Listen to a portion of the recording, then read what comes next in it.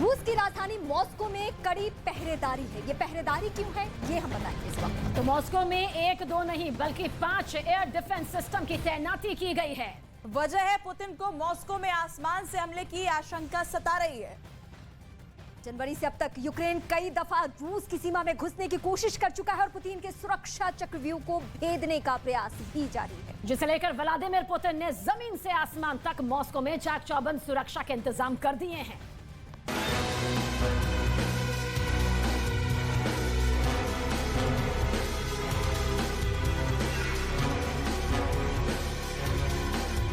रूस की राजधानी में कड़ी पहरेदारी।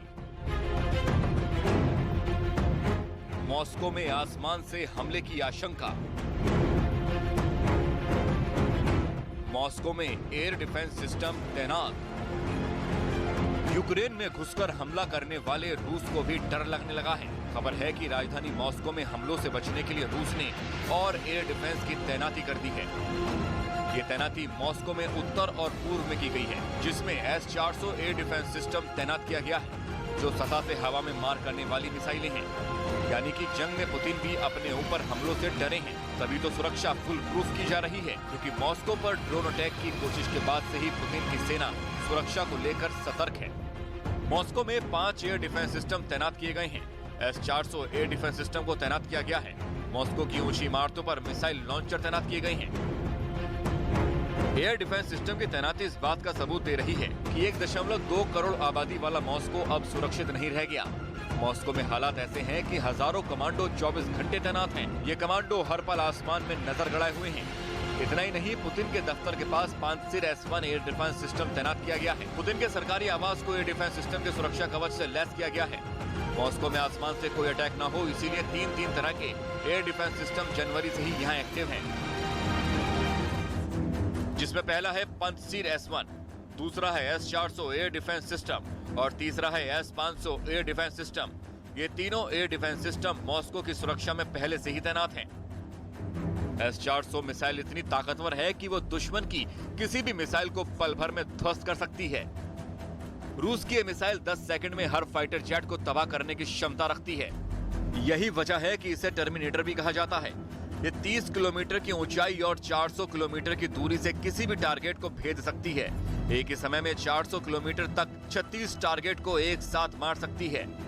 इसमें 12 लॉन्चर होते हैं, जिसमें एयर डिफेंस सिस्टम एक साथ 3 मिसाइल दाग सकता है। बावजूद इसके मॉस्को पर हमले के खौफ ने पुतिन की नींद उड़ा रखी है। वजह साफ है, रूस के अंदर, खासकर मॉस्को के अंदर ड्रोन अटैक की घटना ने खतरे की घंटी तो पहले ही बजा दी थी। इसके अलावा कई बार यूक्रेन ने रूस की सीमा में घुसकर पुतिन को ललकारा है।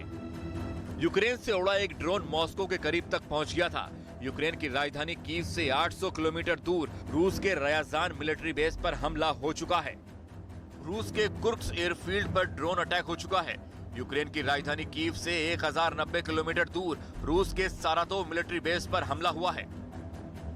पुतिन ने भले ही महफूज शहर बसाने की हर संभव कोशिश की है, इसमें भी कोई शक नहीं है कि मॉस्को आसमान से पाताल लोक तक अभेद्य है, लेकिन फिर भी यूक्रेन की धरती से मॉस्को पर बड़े हमले की आशंका से इनकार नहीं किया जा सकता, क्योंकि यूक्रेन ने कई बार रूस की सीमा में घुसकर पुतिन को ललकारा है, तो कई बार खामोशी से प्रहार कर रूस की मजबूत दीवारों को हिला दिया है। यूक्रेन के पास पहले से ही 1000 किलोमीटर तक हमला करने वाले ड्रोन्स हैं। कीव से मॉस्को की दूरी करीब महज 862 किलोमीटर है। अमेरिका समेत नेटो देशों का यूक्रेन को पूरा समर्थन है। दावा किया गया है कि रूस के अंदर यूक्रेन की स्पेशल फोर्स पहुंच चुकी है। रूस के अंदर कुछ बड़े हमले इस बात की तस्दीक कर रहे हैं कि वहां कभी भी कोई बड़ा हमला हो सकता है, और रूस पर हमले का मतलब है कि पुतिन का गुस्सा 7वें आसमान पर पहुंच जाएगा। उसके बाद यूक्रेन में तबाही आनी निश्चित है।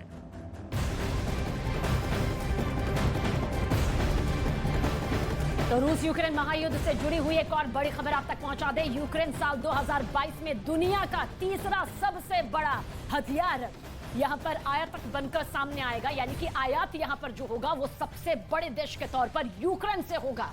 और आंकड़ों की माने तो रूस के साथ जारी युद्ध की वजह से अमेरिका और यूरोपीय देशों से मिली सैन्य सहायता की वजह से यूक्रेन दुनिया का सबसे बड़ा आयातक देश बन गया है। रूस से जारी युद्ध के दौरान यूक्रेन को अमेरिका समेत कई देशों से सैन्य मदद मिली।